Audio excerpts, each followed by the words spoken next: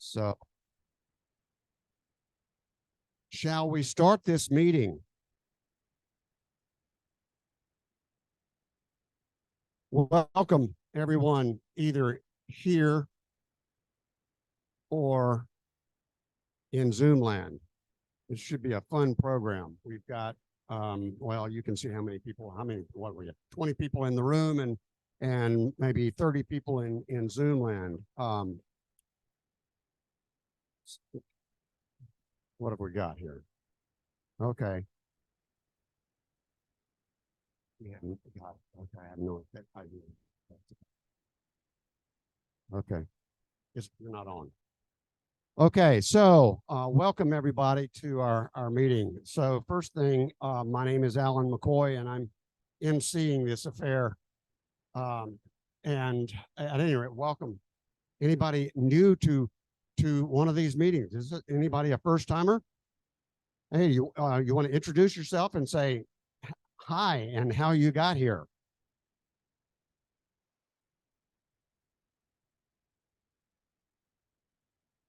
Jeff Wills, thanks, Jeff.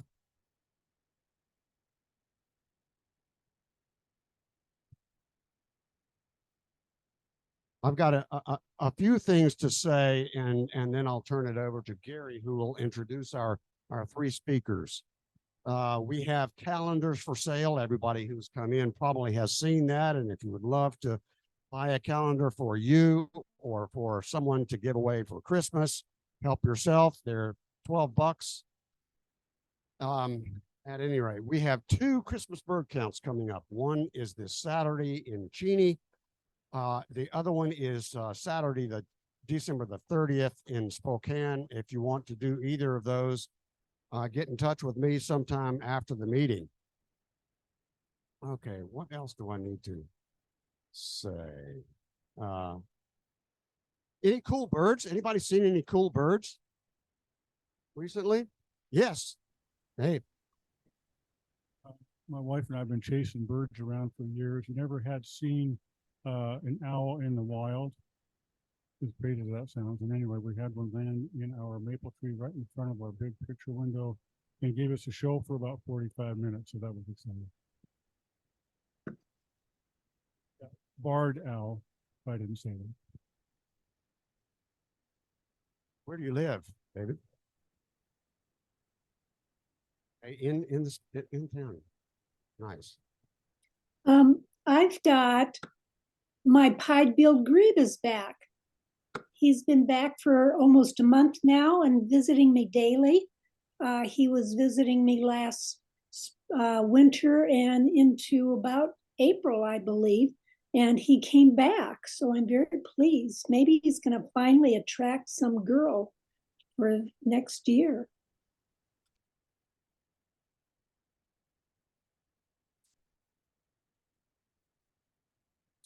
So I had a pretty good sized flock of Bohemian waxwings show up in the yard, and then 4 or 5 pine grosbeaks, which I haven't seen in quite a while in my yard. So yeah, that was a lot of fun. South of town, yeah, house, yeah, 60th and beyond. Anybody else?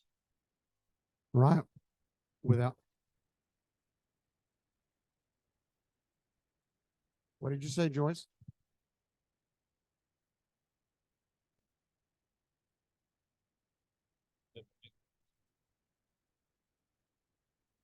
Okay. Anyway, good evening, everybody. And we have a fun program for you tonight. 3 folks from North Central Washington, Audubon, Kent Woodruff with the vest on, Richard Scranton, excuse me, with, yeah, actually both of you have Kestrel hats, really cool Kestrel hats, and Stu Smith, who's in charge of their, apparently the data information and that sort of thing. but they'll be able to explain it better than I can. So I'm going to turn it over to them here real quick. But yeah, very, very successful Kestrel box monitoring program. And, hopefully we'll pick up some ideas, maybe keep it in mind for some volunteers. Anyway, now do they need this microphone? Okay. Well, then I'll turn it over to you, gentlemen. Thank you. Okay. But I can't hear myself. Oh, okay. So anyway, the three of us are on the steering committee for this Kestrel project.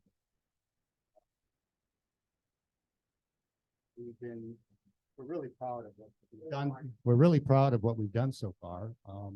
We started in 2021, taking over from a program that we've been going on for many, many years. So anyway, we're glad to be here. Thank you very much for coming out and your interest in Kestrels, and I hope you have a good time. So thank you everyone for being here. My name is Kent Woodruff. I'm a retired Forest Service biologist. 50 years ago in 1973, I said, I think one of the things that I'd like to do is be a biologist. And at the time I said, raptors is kind of the area that I'd like to specialize. I'd like to really get to know raptors and learn as much as I can, and then try to study raptors.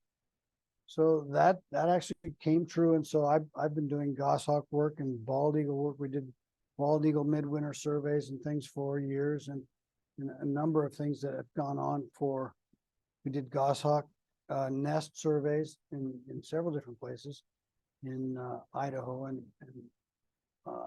Missouri. Another goshawk survey was interesting there. But we came to north central Washington, and I said, we don't know much about peregrines. So I was a biologist on the Okanagan National Forest, and we were trying to learn a little bit more about the peregrines in the 1990s. We didn't know of very many nesting peregrines in all of Washington in the 1990s. The San Juan Islands was a good spot. I'd seen several pairs of peregrines in the San Juans. How many of you have seen peregrines in the San Juans? Yeah, it's fun to see them there on the coast. But we didn't think we didn't know that whether we had them or not. So I set up a survey for the Okanagan National Forest, and a guy showed up to volunteer. His name was Richard Hendrick, and Richard was very enthusiastic about trying to learn where there might be peregrines, and he was one of the most dedicated volunteers. So we sat. The protocol was to sit at a cliff site and watch and watch and watch to see if you could see anything. Well, we had over 100 hours of sitting at different sites, and we didn't see anything. So Richard was he was still enthusiastic, but not we weren't successful to find the peregrines at that time. He actually helped me find the first peregrine nest in 2008 in the Methow Valley. So we once again stood there for hours and hours and hours looking, trying to see some movement, and we finally found one. Richard was a Vietnam vet and spent some time there and came back and was not very happy. He had a really rough time, and one of the things that he was able to do was find that birds was a place that he could really invest some time and make a contribution, both to himself and to the conservation of birds. So he dove in to find that there was a program of the Department of Fish and Wildlife that was a Kestrel box project that a game agent named George Brady had started in the Okanagan, and that worked out really well for Richard to say, I'll help you. I'll do all the things you need me to do. Well, pretty soon George said, here, start building boxes and put some up, and then go check them and put bands on the young ones and keep track of as many as you can. Well, so after a while, after I got to know Richard, he'd been doing this for a while before he volunteered on the Peregrine Project. And So then he invited me to come out with him one day to I'm going to be going to Waterville Plateau. Would you be interested to come with me to look at the kestrels? I'm going to check some boxes. We checked a few boxes and found young kestrels in a few of the boxes, and it was fun to see that he was very successful. So we put some bands on, and then he went ahead and checked some of the other boxes. Over the years, I visited his house, and his entire yard was littered with box parts and boxes that he took down that needed repair. So he put some different boxes up and really work hard to try to do the best job he could for the box project. Richard was ill. He had pancreatitis, and about 3 years ago now, he said he knew he was dying. So he asked me if I would be willing to kind of help carry the project forward. And I told him I would. And then when he passed away in December of 2020, and I said, okay, so I promised him I would do that. While we were cleaning out his house, I found a paper map, a great big paper map that was most of Douglas County. And I was stunned to learn there were almost 300 boxes on that map. And I said, what did I do? The other terrible problem that happened right that fall was the Pearl Hill fire. It was a big 400,000 acre fire that burned up about at least half of that country, including half of the boxes that he had put up and had been monitoring. So before he passed away, he told me that he had banded 7,000 young kestrels. So I knew that his project was very successful, but I knew I bit off way more than I could chew. So I put a little article in our North Central Washington Audubon newsletter and said, hey, would anybody be willing to help make this project come back literally from the ashes to see if we can pull off something that Richard was doing for a long time. And so some intrepid volunteer, this guy here was the first person that called me. Stu said, sure, I'd be willing to volunteer. And one of the things that he told me was that he could maybe do some mapping. He very humbly said he could maybe do a little bit of mapping. Well, one of the things I knew that I needed to take everything that was on that big piece of paper and try to figure out how to get it digitized. And Stu completely accomplished that. You'll be interested to see how successful our digital map is for the information that we have now for this project. So to carry Richard's project forward, we had to get a dot on the map and a digital map for every box and try to put boxes back in the places where we thought maybe they were. In some cases, boxes that had been very successful for a number of years that got burned up, we wanted to try to get boxes back in those places.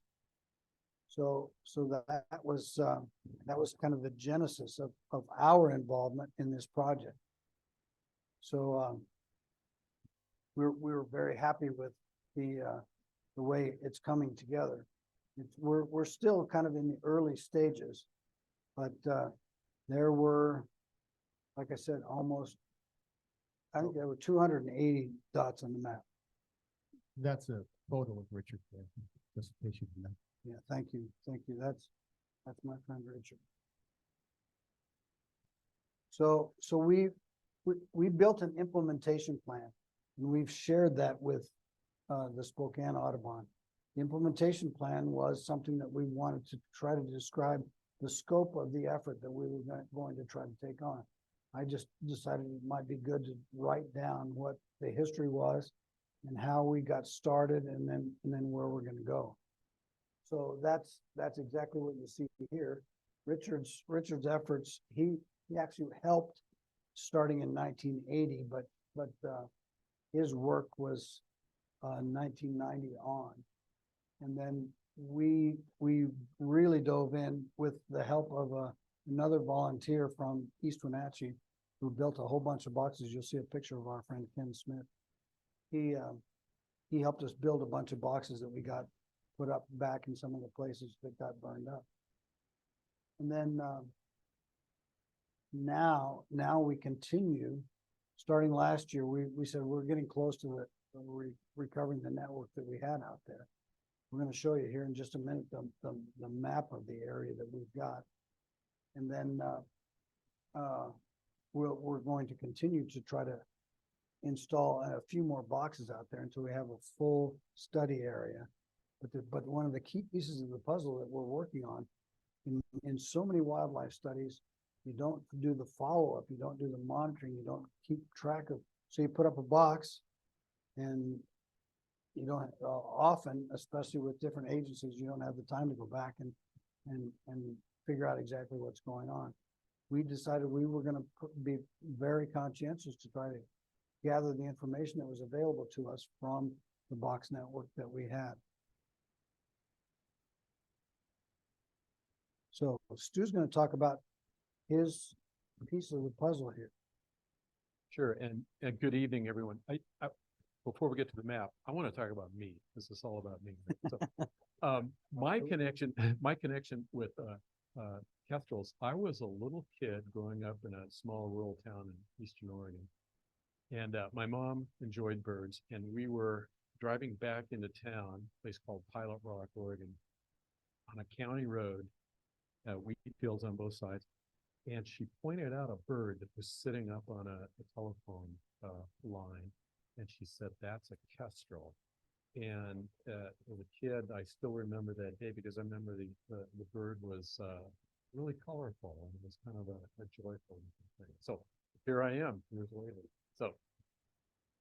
So here's a map of the boxes that we have. And you can see they're mostly established in Douglas County. We've got a few north up into the Okanagan and a few in Chelan. The interesting thing is our area of interest on the east side, you can see there's a pretty sharp line there kind of going down the Grand Coulee between Electric City and Coulee City. And that follows the Douglas County.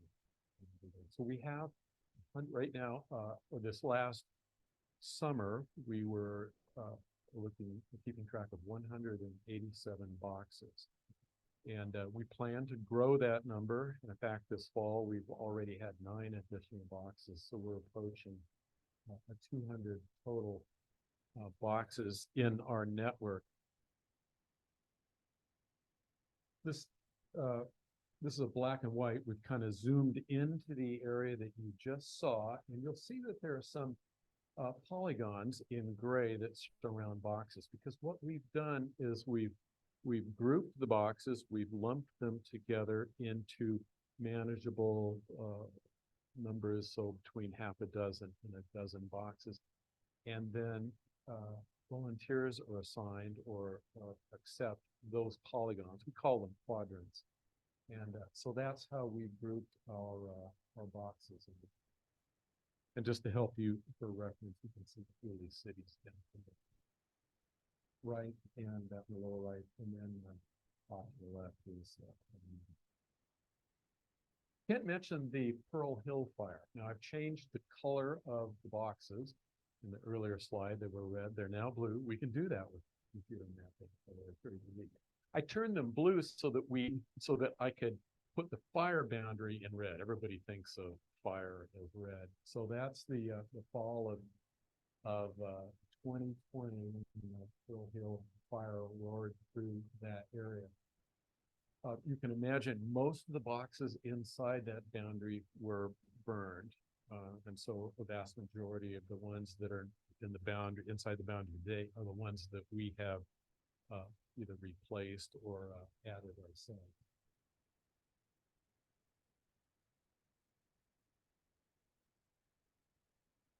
So tonight we're talking about the Kestrel. I see most of you folks are familiar with that particular bird. So here's a few facts to look at.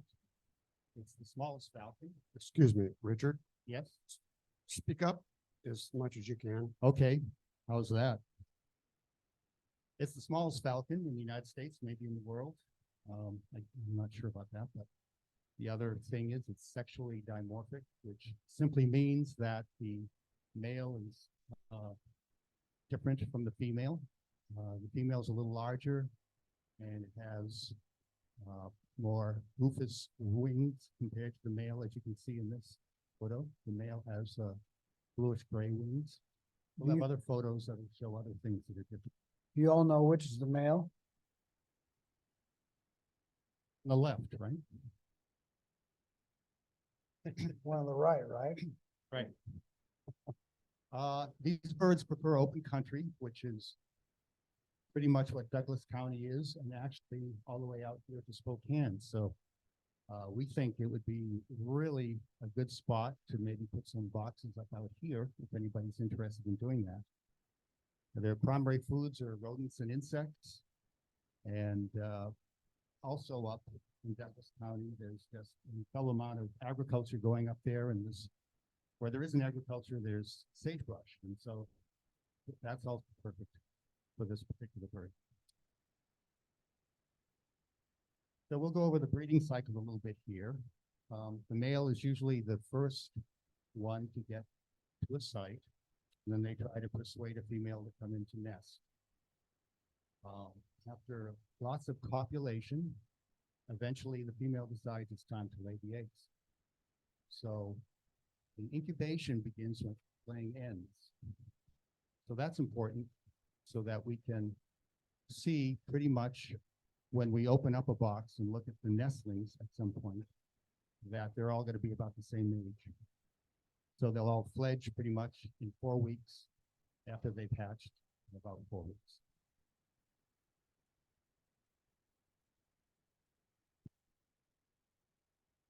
So a question, did you know that kestrels lay an egg and then just leave it in the box and forget about it and let it get cold? And then come back in a couple days and every other day, lay another egg and let it get cold? And lay another egg and let it get cold? And then lay another egg and say, no, I'm gonna lay one more. And then so then lay another egg. In some cases, we've got 6 egg clutches. And then finally she says, okay, that's enough. And then settles down and warms them all up. And that's when the incubation starts. So then they all hatch synchronously. And so that there are some species that they lay an egg and start incubating. A barn owl lays an egg and starts incubating. A harrier lays an egg and starts incubating. But then you've got young that are this big and young that are this big. With kestrels, that's not so. As Richard just described, they're all the same size.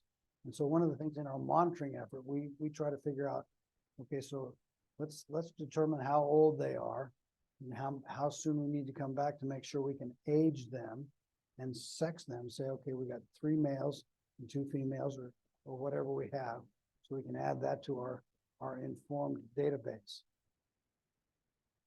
So what we want to do is the goal here is to have the entire network monitored. And as Stu described, those blocks are places that we have one volunteer take that area. And one volunteer goes to all the boxes in that area and checks and says, okay, so I think we've got 5 of the 10 that are active this year. It's going to be interesting for us as we continue to gain information over the years. We've got 3 years of data, 2 good years of data that help us know here's what's going on in some of those boxes. But after 10 years, we're going to be able to say a lot about what elevation the box, if the box is up high, or if the kestrels start by the first part of June, then they're going to be successful. There's a lot we can learn over a big database of a number of years. And that's the exciting part of what we're going to be able to do here pretty soon. so the standardized manner, we wrote a protocol for, that we're going to go over here in just a little bit, for how to visit the boxes and how to check and what to make note of. So.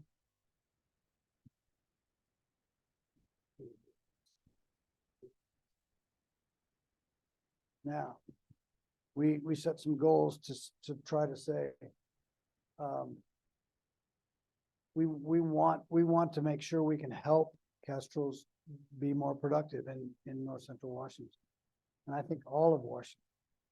So another key aspect of this was recruiting people to say, I want to learn a little bit more about Kestrels. I want to really get engaged with a real conservation project. One of the things that I've said several times to these guys and to our group is, after 40 years of federal wildlife biologist job that I had, I think this particular project is by far the most significant conservation benefit that I've been able to see in my entire career. The ability for us to do something fairly simple, put up boxes just like that, and then crank out some kestrels. We'll share with you in just a minute the number of kestrels we were able to produce last year, and we hope to produce in many more years ahead. And then one of the other aspects, we're trying to find a way to connect with university or graduate students to try to say, we've got a ready-made study area that would be very simple for a graduate student to say, I want to try to dig into some of those difficult questions and see if I can really understand some of the little fine details, tease some of the information apart. We're going to have thousands and thousands and thousands of data points. And we really, I don't know about you, I might be interested in digging into that, but I think a young, nimble-minded graduate student might be one of the best people to just hand this project to and say, tell us what we can learn.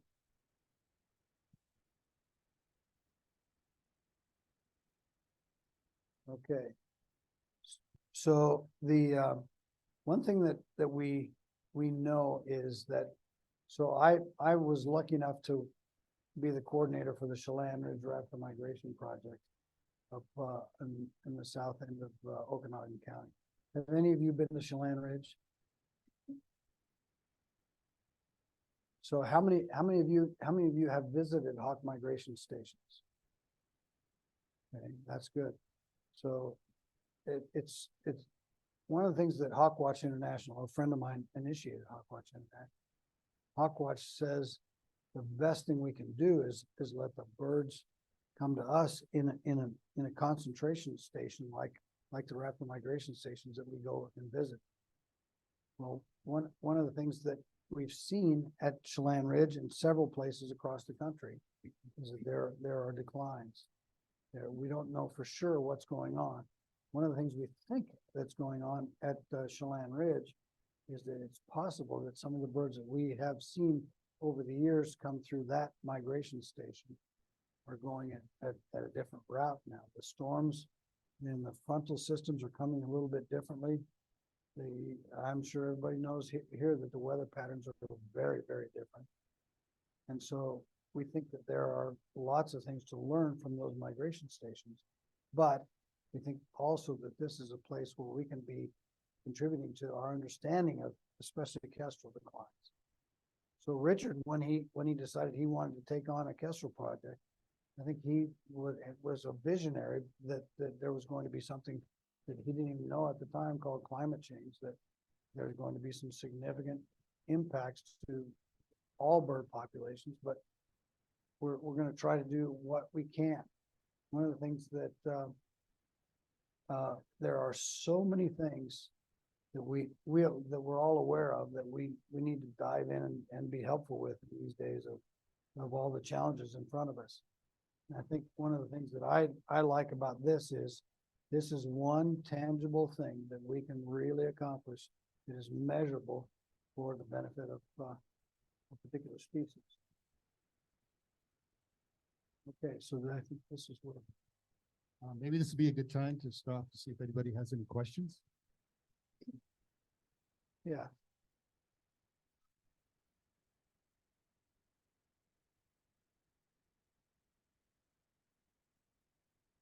Please repeat the question. She asked if there are wind turbines over there where we have our sites. There are no wind turbines. So I don't think that would contribute to it.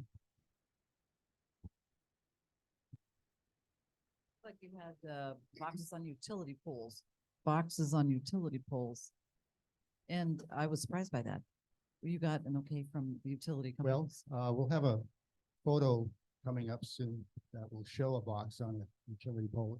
Actually, it's a bracing pole for a telephone pole. You can't put them up on the actual where they're carrying electricity, but we can on bracing poles.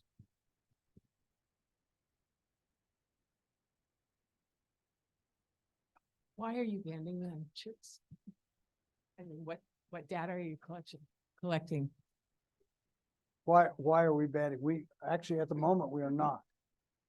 But one of the key questions that we want to try to answer is longevity and distribution, dispersal. So an understanding of where they go. Banning is an ancient effort. England, as you know, probably know that's one of the places where they started ringing birds. But putting a band on a 3-cent band is fairly inexpensive effort to try to gain some information from where they come. So was that kind of data collected previously, or were a whole bunch of chicks banded and no data? So Richard's banding. So since we picked up the project, we haven't banned it. We just simply don't have a bander. But the question is what do we know from those bands? I haven't looked at that. I need to ask that question. Do you know that there's a central repository called the Bird Banding Lab? Are you a bander? I'm not a Cornell maintains the entire database of banded birds. And there's hundreds of thousands of birds that are banded, but I have not looked at the historic information from Richard's banding. So I don't know the answer to that. That's an important question. Maybe we can get the grad student to pick up. that. There's some new technology coming out, which hopefully will make it so that when you ban a bird, or not ban it, or put some sort of device on it, you can track it and get way more information than when you ban it. Just a point of reference, when you hold a microphone, hold it close to your mouth so that the people in Zoom land can hear. And generally like this, makes a big difference. I was just going to ask about whether you had any plans to start using geolocators on them. I know they're much more expensive than the band, but you get a whole lot of data in comparison. It would be really exciting to find out where they go and how they get back and the percentages and all that.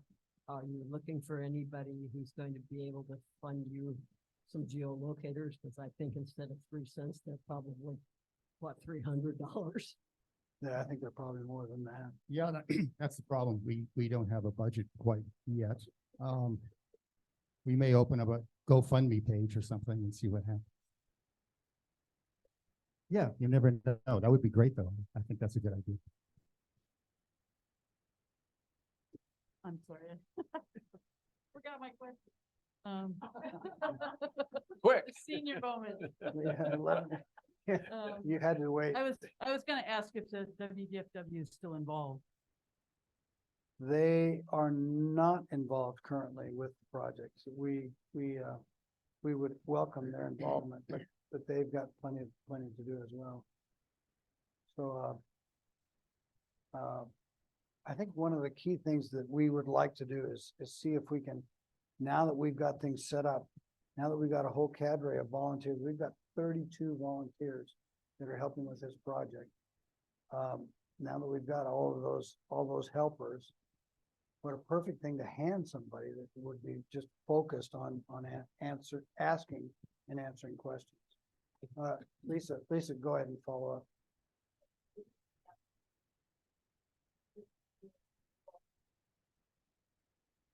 That's a good question. We've designed our data collection exactly consistent with the American Kestrel Partnership. And our data could be completely coincident with their database. But we haven't done, they are not involved with us in this project at the moment.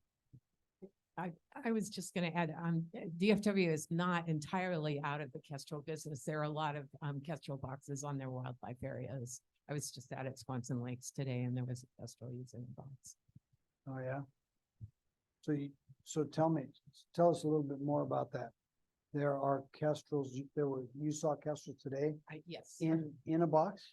No, actually it was hunting, but it is a year-round, male at least that stays at this box. I'm there fairly often. It stays close to the box fence, close to the box. That's cool. Yeah. So I'm glad we're making this program interactive like we are. This is exactly what we had in mind when we came over. So thank you for that. I have a follow-up to that. I volunteer with BLM and the gentleman I worked with had some boxes up around Sprague and they were occupied by starlings. So then he turned them over to Mike Finch, who is with Fish and Game over in that area. And they've had good success over there with the boxes. I don't know how many he has though. Who is it with BLM? Jason, in the Spokane office. We accept botanists.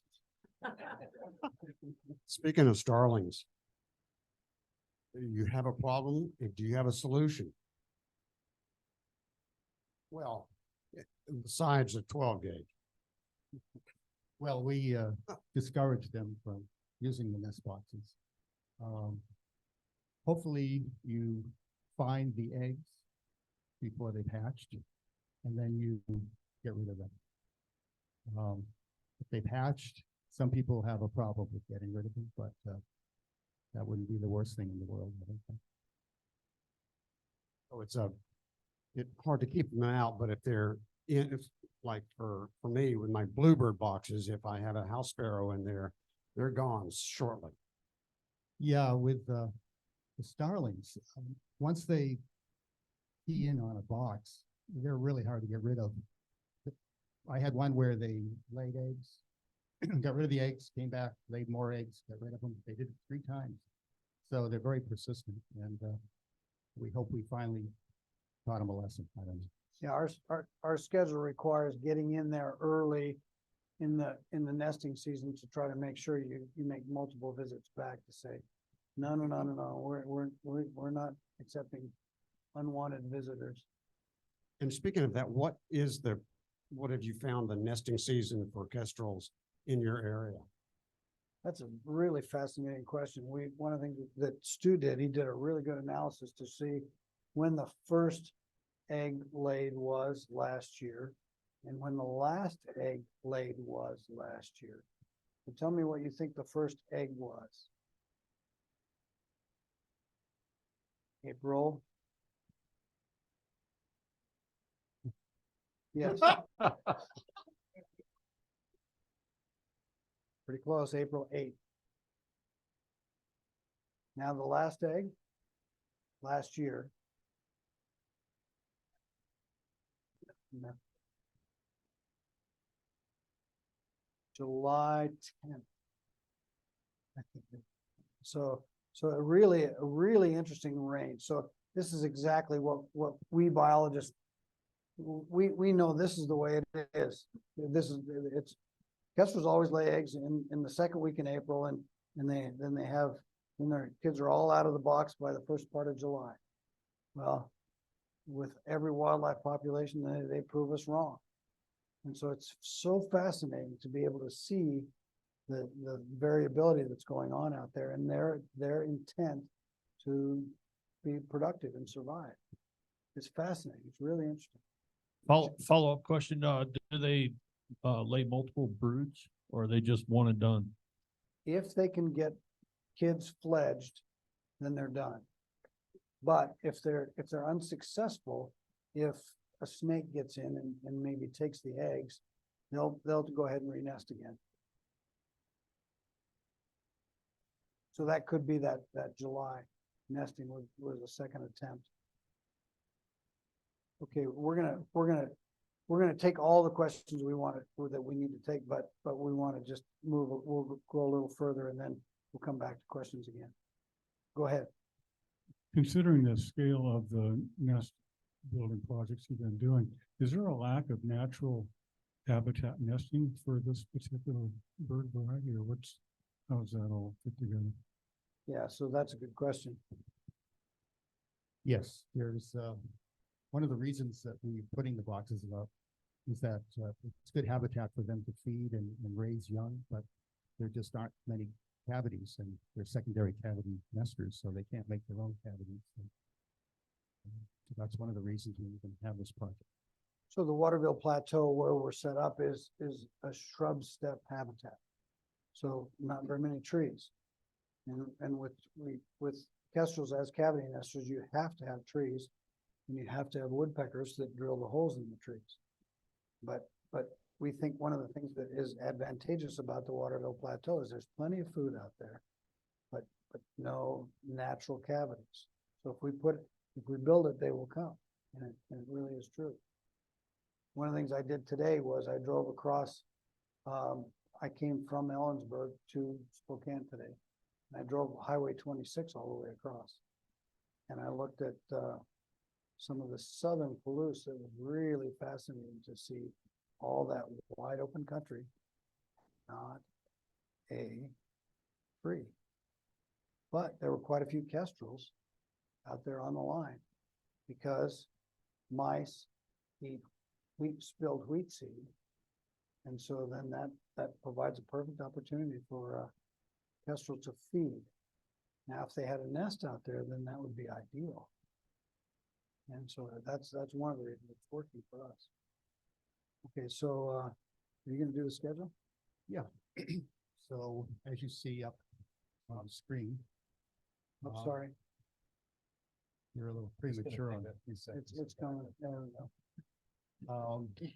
This is our monitoring schedule and our preferred schedule for every box. So we have a preseason box cleaning and preparation, then a territory occupancy check. And then as you can read down, incubation check, hatching check, and nestling count, and pre-fledgling check. I'm going a little quicker here because I think we're running a little out of time. So for the pre-season visit,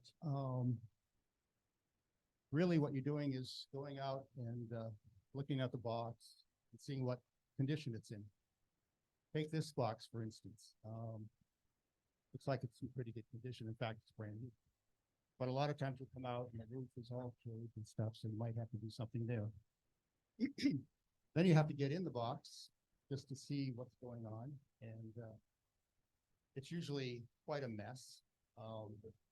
Nestlings have this way of defecating by sticking their butt up. And the walls are just coated with this white.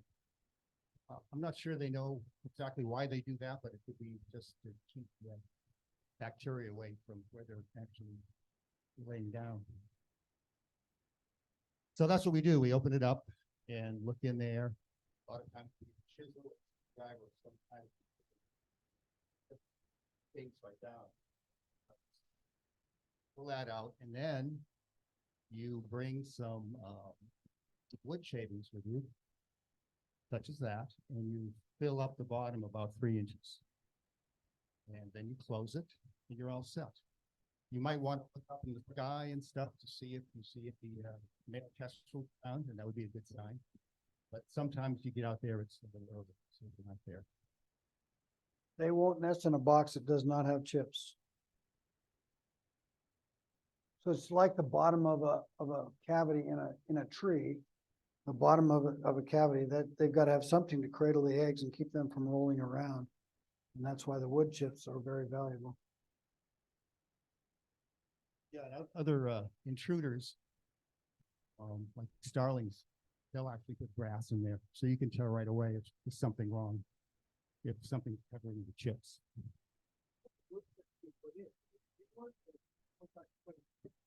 Well, you can come up and take a look at that.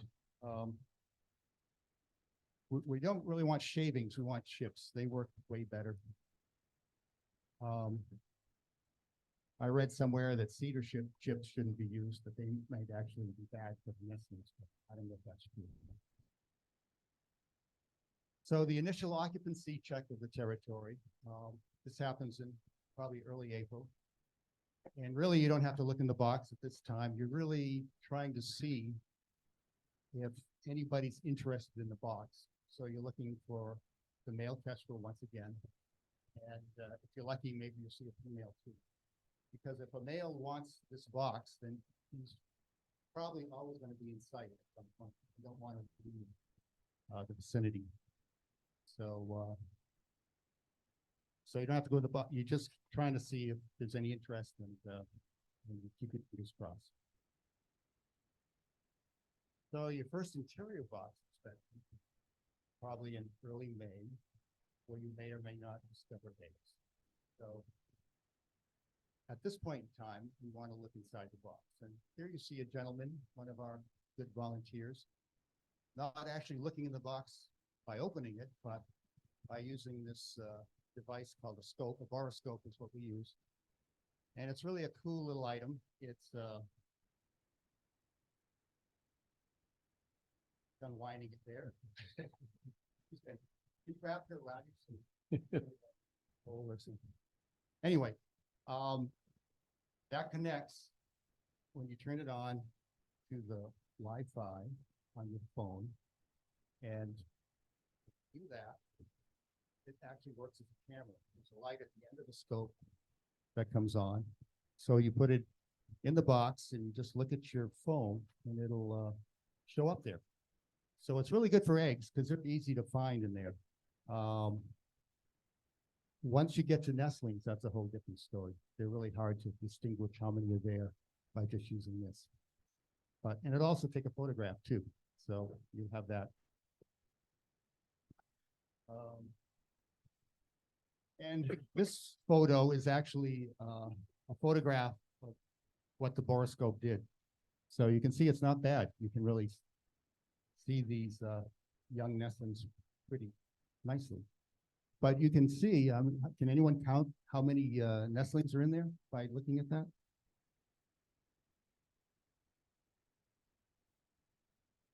See right here, guys, 4 or 5. So I don't know how many were in there. But so at that point, you may want to look in the box to be able to count how many are there. So the third interior box, and of course, you know, as Kent was saying, eggs can be laid late or early. So when you're on your survey to look at stuff, you may be seeing eggs in one box and nestlings as old as these in other boxes.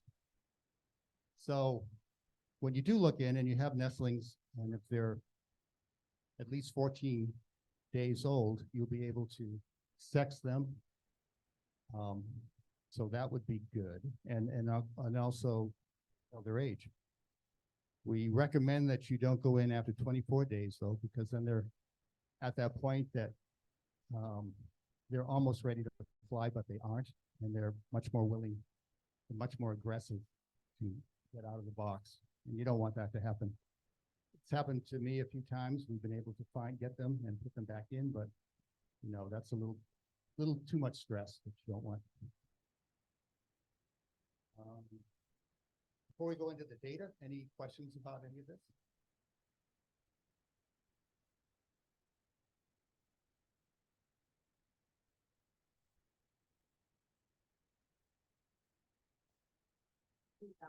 Oh, wait. Ready. The nest box looks huge for a kestrel. Why? I mean, the whole everything, because they're not very big birds. So tell me why. Well, I don't know the answer to that. Maybe Kent does. So the bottom of the box is the key size. And when the Kestrel lays down to incubate the eggs, actually both adults, both parents incubate, but they have to lay belly down and kind of be horizontal. So the horizontal size, the bottom of that box is, I forget what, I think that's 9.5 inches, 9.5 inches across. And so we want to make sure we give that Kestrel just enough room so that it's not bending its tail up on one side and bending its neck up on the other side. So the main thing is that width of the box. Now the depth of the box is important because you want that to be protective enough that a raven couldn't reach in and get down far enough, or a raccoon. And that's one of the benefits, of course, for cavity nests is protection from predation. So the depth of the box is pretty important. And the width of the box is some of the key features. We've played with different sizes, and this is the size we feel like is just about exactly right. That's 40 years of data. Okay, I just wanted to know about height. Do they have a preference in terms of height? Is that one reason why you've got them high up and people climbing on ladders? Well, the literature says they should be at least 8 feet high. And I don't know what the top part would be, but the bottom of the box should be around 8 foot. This one looks like either he's a very tall man or it's a lot lower. So we found that even though they say it should be 8 foot or higher, that we have many boxes that are only 5 to 6 feet at the bottom, and they do quite well. We fledged a lot of chicks that way. So How about a maximum height? I don't know. You? Maximum height is the height that we can get to. The height that we're willing to get to. Yeah, so we've actually taken some down lower than what they were originally put up that have kestrels in them. But that doesn't help us if it's 35 feet up there. Yeah, we have volunteers that do this for free, and we really don't want them to get hurt, so we don't want them too high. So one of the cool things about this project is we're going to be able to answer those kinds of questions. What's the optimum height? Optimum, I don't think we know that. I think when with Kestrel projects, I think it's one of those wives' tales. You put the roast in the oven, and why do you cut the end of the roast off? Well, that's what my mother did. That's what everybody did. But it's because of the size of the roast was too big for the pot. Well, so I think this is one of those cases where, oh yeah, you put it up at 8 feet. That's what you always put it up. And I think one of the cool things about what we're doing with a couple hundred boxes is we're going to have a lot of information that says, here's the box height, and here's the ones that were successful, and here's the ones that weren't. I'm excited about that. Perhaps a practical question. How big of an area does a typical volunteer want to cover? How many boxes? Yes, and how much time? Yes. So look at the schedule that Richard's describing. We have to make probably 5 visits, maybe 6 to that box, to those boxes. Now those over there have that one schedule, and those over there have a different schedule. Oh, those just hatched, and these are just about to fledge, and so we got to kind of time all of that. So one of the things that we think that makes most sense is about the number of boxes that you can traverse in a day. Go out there. It's a pretty good drive to get out to the plateau. How many boxes could you check in a day? And then go home and then come back. So we think that's about 10. We do have a couple of volunteers that are super volunteers, and they'll take more than one quadrant, and even want more. I mean, it's just amazing. They'll be out there, you know, from dusk, from dawn to dusk, and we cherish those people.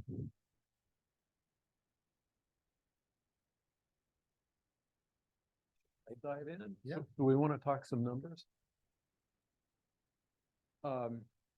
Before I talk about this, we're kind of talking about numbers of visits to the boxes, and I happen to know this number. In this past season, 2023 field season, our volunteers made a total of 905 box visits. 905, and just for fun, visits, yeah. So they were busy. And just for fun, I did a little back of the envelope calculation. How many gallons of gas were expended per Kestrel raise? And it came out to about 1.1. Yeah, about 1 gallon per baby fledged. So let's talk some numbers. We've mentioned that we've been on this project for 3 years, 3 field seasons. But the first one, we were just kind of getting things off the ground. But the last 2, we really have good, solid data for. So we're going to look at that, 2022 and 2023. The first line, we've increased the number of boxes by about 20%. And but you'll notice on the second line, the number of Kestrels fledged went up not by 20%, because this number of boxes we added, but by 54%.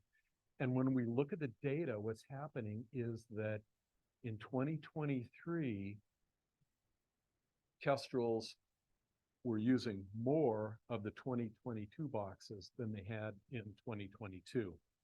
I'll try and, that's a complex statement, but I think you get it. I call it infilling.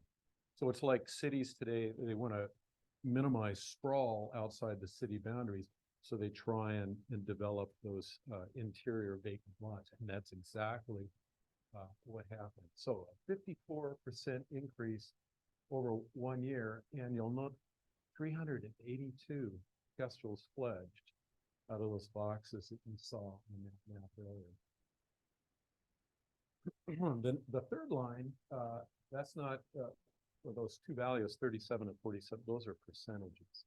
So in 2022, about 37% of our boxes for that year pledged, a little more than a third. Last year, because of that infill, almost half of our boxes produced pledges. The success rate in 2022 and 23 are about the same. What's going on here is if you're a Kestrel egg laid, you've got about a 90% chance of leaving the box and flying out. I think that's pretty good. And the typical nest has 4 or 5 babies? Yeah, the average is 4.6. I'm doing that off the top of my head. Let's call it 5. So let's talk, yeah, question. Yeah. So your success rate is a chick fledged or all the chicks fledged, or a proportion? Yeah, thank you. Yeah, important question. A chick fledged. So you took all the total number of eggs laid and the total number of chicks that fledged, about 90% made it out of the box. In 2021 and 2022, we were using a paper-based system to record our data. So the field people would go out with that sheet of paper on a clipboard and a pen, and they would write stuff down. It would make it to me, and I would be sitting and eating my dinner or watching TV, and I would do data entry, and I was doing that hundreds of times. Didn't want to do that. So we have developed a smartphone-based app.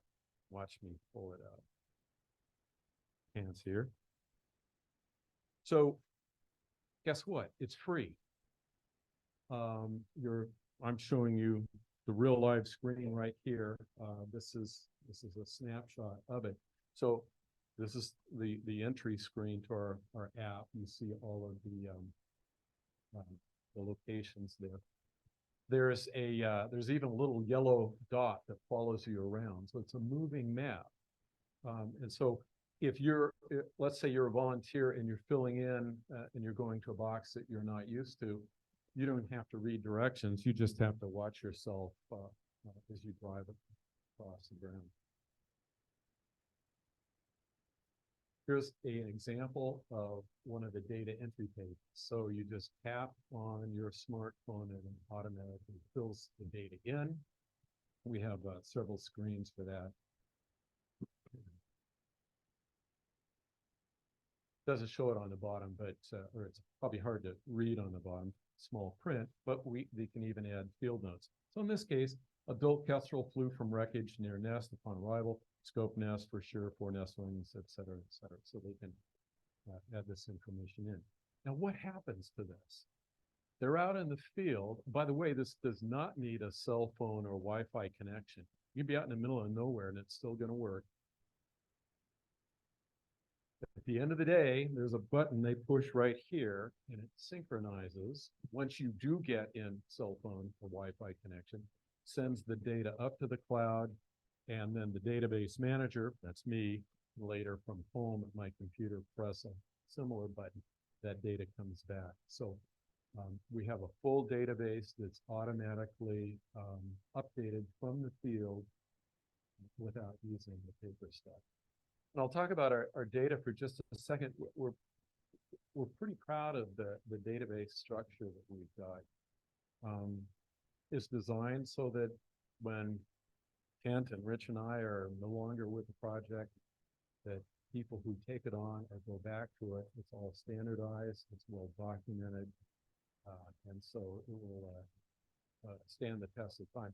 I like to think that some researcher 50 or 100 years from now will be able to come to our data and it will make sense then because it's so well documented in that data.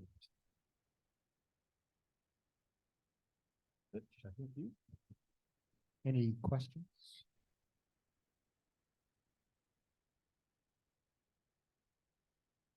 So what you're looking at here is a panel showing different stages of a chick, well, even before it's born. You see the eggs there, there's the average number laid 5, and that's typical coloring for them. They can change a little bit, be a little darker, be a little lighter. Thankfully, they look way different from a starling egg, which is like a light blue, I think. So the second panel just shows chicks that are just a few days old. You can see the eggshells right there. And the third panel is about 2 weeks. You can see they're already starting to color up a little bit. At this point in time, you can sex and age them. Then the fourth panel just shows them just prior to fledging. So we have some more pictures that are a little bigger and easier to see. Now, most of these photos that you're going to see are from, what's the guy's name? Cluxeritz. Yeah, see, I can't remember. Cluxeritz, and he has this whole document on how to sex and age the young. And so when we send out our volunteers before they go in training, we give this handbook for Kestrel volunteers. It has everything in here that you've pretty much seen, plus showing that. Sure, yeah. Photos like this. When you're out looking at a box, you don't really know the age, you can take a picture and then look at it in the book, and you pretty much be able to tell by doing that, especially with a little bit of experience. So one is 5 days old, and the second or the lower photo is 7-day-old nestlings. And just looking at that, you can see how much they grow in just a couple of days. And they're too young to hit age at this point, or sex, I should say. Now, this I just found on the internet, and so it's not from Cluxeritz, but I thought it was just too cute. I had to show it. And they're 10 days old, and you can already see on one of the wings a little bit of gray, which is sort of a feather sheath that first starts. It's a precursor to actually feather coming out. And the other interesting thing is look at the talons on these dudes. That's just crazy. It's almost like they're already full grown in that sense. And the way they're sitting there is typical of if they feel like something's coming in and they're afraid. So obviously you want your talons first because that's their main weapon. Now these are 11 to 12-day-old nestlings. And once again, you can see on the primaries, I think that is, the feather sheets, and they're actually growing out a little bit. So they actually might be feathers. Then up on the chick on the left, you can see a little black patch. That's called an auricular. And it's sort of the covering where the ear hole is. And as it gets older, it gets darker and bigger. So that's another helpful hint to telling how old they are. You're still really, at this point, it would be hard to sex them. They hit 16 days old, like this male nestling, then you can tell. And the feathers are already elongating quite a bit, and they're a bluish gray color, and so that should be diagnostic right there. Nestling. Once more, you can see the primaries are dark blue. And also here on the back, you can see that the coloring is a darker brown and black, which is different from the female. She's a lot lighter up there. And also you can see the auriculars once again, and they're getting deeper and darker and bigger. 22-day-old nestlings, about the last time you want to come out to look at them. Obviously, the down on them is way less, and that's pretty much after 22 days. You can, with some experience, be able to tell how old they are by how little down you have left. The bird up top is a female, and you can tell obviously the wing is more rufous, stripy color as opposed to the male on the bottom with the bluish gray. And the other thing is to look at the tail. The tails are different for nestlings than they are for adults, though the male still has that wide black stripe down on the bottom, and the female has a smaller stripe, but also other stripes that come up, whereas the male, it's a pure color above the black stripe. So I think, Kent, are you up for this one? Yeah. One of the things that is so fun is it's just like an Easter egg hunt. You get to go out there and you get to open the box and see what success you've had. So for me, the ability to check a box and find eggs and then especially kids in there, those cute little baby kestrels is so rewarding. One of the things that this slide depicts is the habitat that we're working with. Like I said, no trees, but one of the things that I think you all know is the shrub steppe habitat of Eastern Washington is one of the very most valuable habitats there is, period. That's an ancient habitat. And so for me to be able to be out there in the shrub steppe in the spring with the sage thrashers and things that are going on out there is so fun. But it's really exciting to be out there, part of this project to help kestrels be successful. So the chance to do this in this habitat is something that we're very excited about. And we want to see if the Spokane Audubon wants to do something similar. And if so, one of the things that we've talked about is we'll try to help make that happen. We can share everything that we've done. We'd be happy to provide some boxes and some coaching, training to be able to say, we'll give you a chance to use these devices like this gentleman is, and learn how to do this. So for me, it's also rewarding to have volunteers that come out and learn about kestrel biology and kestrel ecology. We get to find out what they're eating in the boxes. We get to see the prey items. In one box, we had horned lizards, which was fun to see. And last year was lots of grasshoppers. So like we said, one thing that we try to do is put the boxes about 8 feet high, but we take advantage of whatever structure is out there.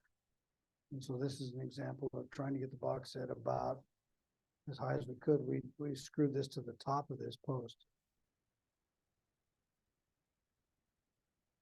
This is, Stu's going to talk about one of the other innovations that we tried to accomplish here.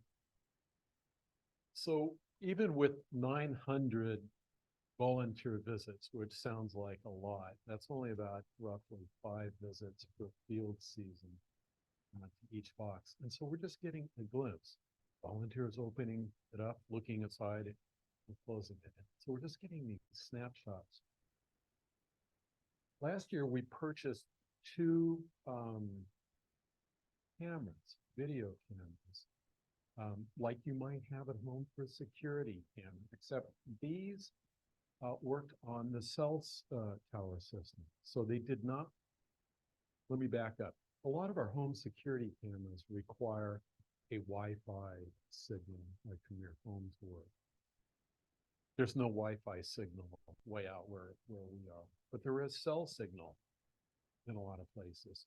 So there are a few cameras out there that talk to the internet via cell towers rather than your home Wi-Fi. So we purchased 2 of them and installed them in Kestrel boxes. And this is one of the examples here. On the left-hand side is a solar panel. It's completely self-powered. On the right-hand side up at the top, you can see the antennas that we mount there to talk to the cell system. Inside, above the whole of the box is where the camera is, and it's looking down like this. And the camera can be set to record video or snapshots. You can record it from your phone and look at it live. You can have it set to time and take a photo or a video clip every 5, 10 minutes, something like that. And we thought that would be important because instead of just getting these 5 snapshot views throughout the field season, we could get a more continuous look about what's going on inside the box. Before I forget, the box is really tall, and we need that so that there's a shelf in the upper part above the hole where the camera is sitting. And we've got a separate door access where we can go in and work on the camera if we need to. So we had 2 of these cameras set up. One of them, a male and female, showed up and laid eggs and produced chicks, and the chicks were growing. And then we had a technical glitch, and for some reason it stopped recording. We had it. No, I'm sorry. What was it? We had it. I'm making this too confusing. We had a technical glitch. So we turned off the motion detection. And so the camera was only set to take a photo every half hour or something. And what happened during that time is that the parents disappeared, and then some of the chicks disappeared, and then they were all gone. So in our every half hour snapshots, we missed what was happening, but we assumed some sort of predator was getting inside the box and having a meal. Had we had the motion detection on, we probably would have picked that up. We fixed the technical glitch now, but sadly we didn't. We weren't able to observe what happened. The other box that we set up, we had great hopes for it, that somebody would show up. And in fact, a male did come in and look around, and we have photos of him doing that. But then, for whatever reason, they decided that wasn't to be. We liked even though we had that technical glitch with the one, the concept we thought was proved very well. We're pretty excited about that. So we're gonna buy an additional 2 cameras for a total of 4 for this season. So I don't know if I'm continuing on here or I'll just do this one more. Here's an actual photo in the box that we did have chicks. Sadly, they didn't make it. But this is the view that you'll get, or that we got from the camera, and it's looking straight down, and you can see that the male is looking up. So It's also nice that on the bottom screen, or the bottom part of that, it gives you the temperature and the time and the coordinates in this box. So that's nice to have too.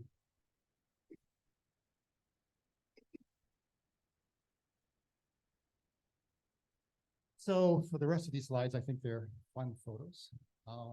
Here we have male and female, where you'll find them many times up on wires, or actually you see them on top of that post there.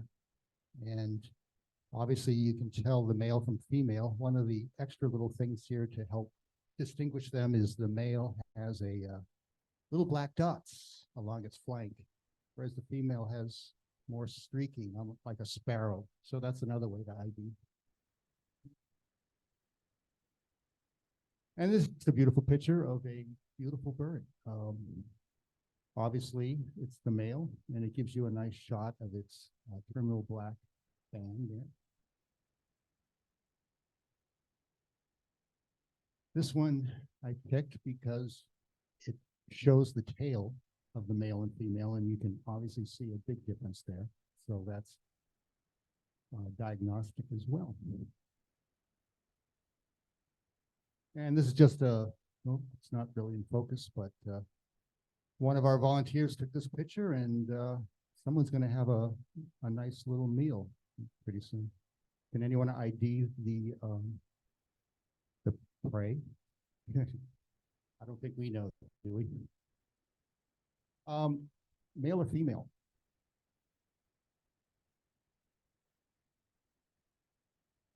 Yeah, the little black dot.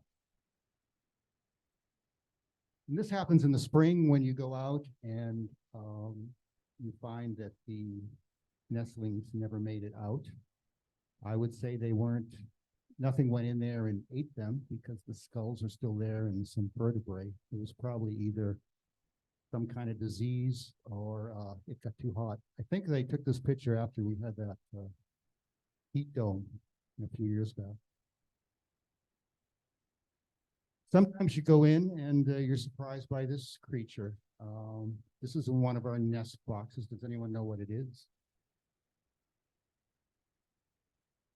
We have an owl, it says. Good, exactly. They're known to use Kestrel boxes. Up on the plateau, we don't really have any owls, but we have some boxes on this up canyon. And so for 2 years straight, we've had 2 of the boxes occupied by screech owls. So that's pretty cool. We obviously let them stay. And this is just a shot of volunteers at a training that we did.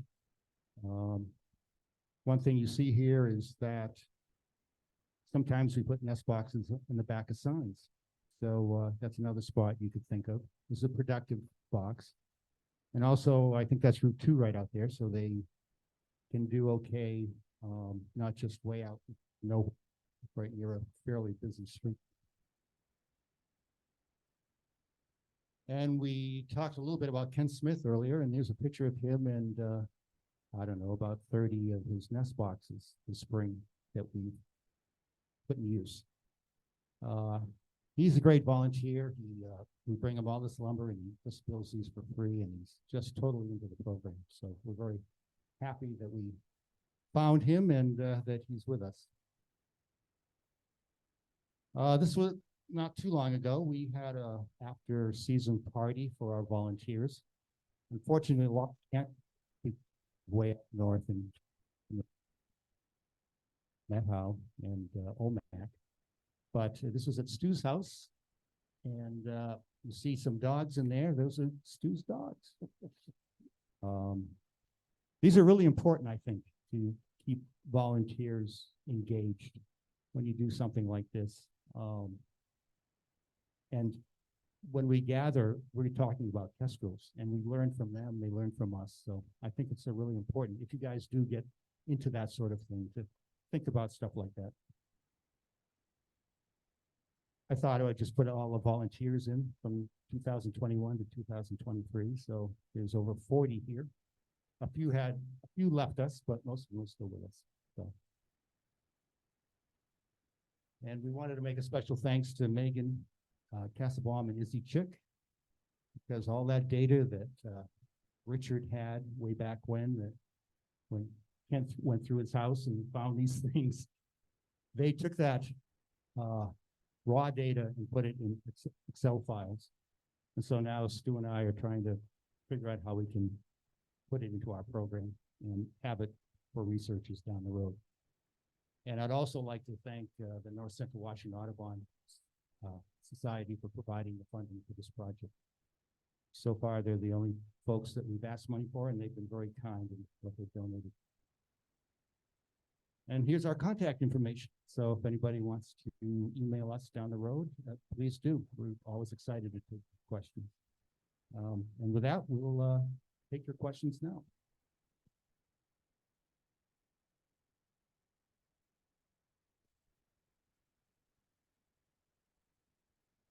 Put the boxes on or private, and how much is public, and then how's the breakdown for the public lands? I'll let Kent talk about the public. We are trying to solicit as many private owners as possible. I think we probably only have about 6 or so, I think, at this point in time. What's good about having the private owners is that we can put things of value on there, like those Kestrel boxes that have a camera in, because if we put them out on the roads, I don't think they'd last very long. Plus, these people are, are really psyched about it when they put these boxes up. They ask questions, they tell other people, and so word gets around. So that's a spatial analyst question, don't you think? Do you do GIS work? You need to know where your plants are and whether they're on public land or private land. So, okay. Well, we do too. Our version of Avenza, but Stu's done a great job of doing spatial analysis to say, okay, so the layers of different things like land ownership is one of the things we do. We could answer that very precisely, but I don't think we have that with us. But I think the majority of out there on the plateau, the majority of our boxes are on public land. Can I jump in on that? A lot of our boxes are located on, say, power support poles or road signs along highways, or corner posts on fence posts. And so there aren't a lot of boxes that are out, say, in the middle of a private field or maybe even a public field. And that helps because a lot of our volunteers don't have to walk very far. They can just drive up to it, get out and look at it. One thing I would that I found interesting was that when I first got into this project, I wondered what kind of reception that we would get from a lot of the landowners, from the farmers and the ranchers in that part of the world. And it's interesting, we ran into quite a few of them, and they were, to a person, all very excited about it. And for me, that was a very positive experience. It could be because they happened to, no, I'll back up. I think a lot of them were pretty skookum up here. They know what's going on in the world they live in.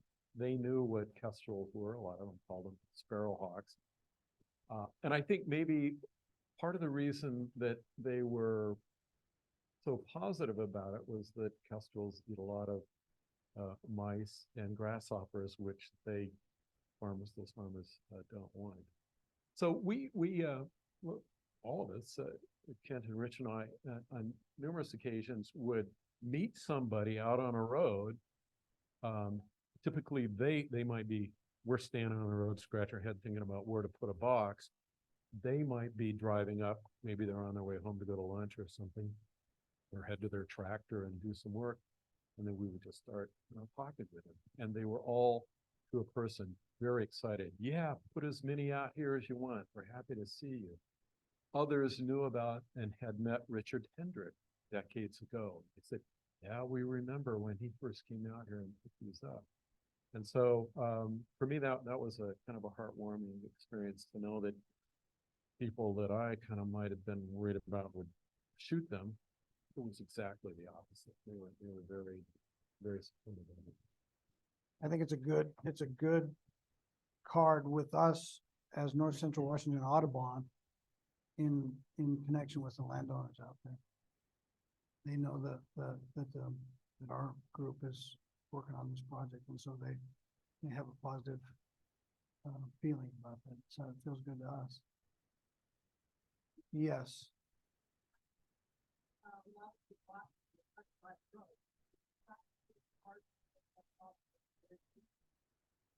We don't think there's a problem with the collisions. There is not a whole lot of traffic out there. Well, although, as Richard pointed out, it's Highway 2 that goes right across the state that is one of the main routes where the boxes are.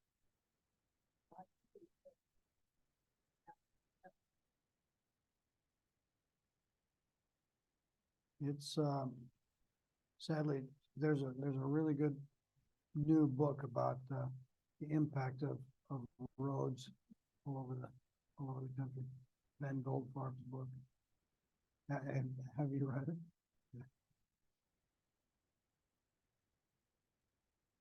Okay, well, I think that, go ahead, Gary. Yeah, I was gonna say, we probably should wrap up, but thank you, gentlemen. It's great information, and hopefully will inspire some folks and see what we can get going. I wanted to give you. Thank you.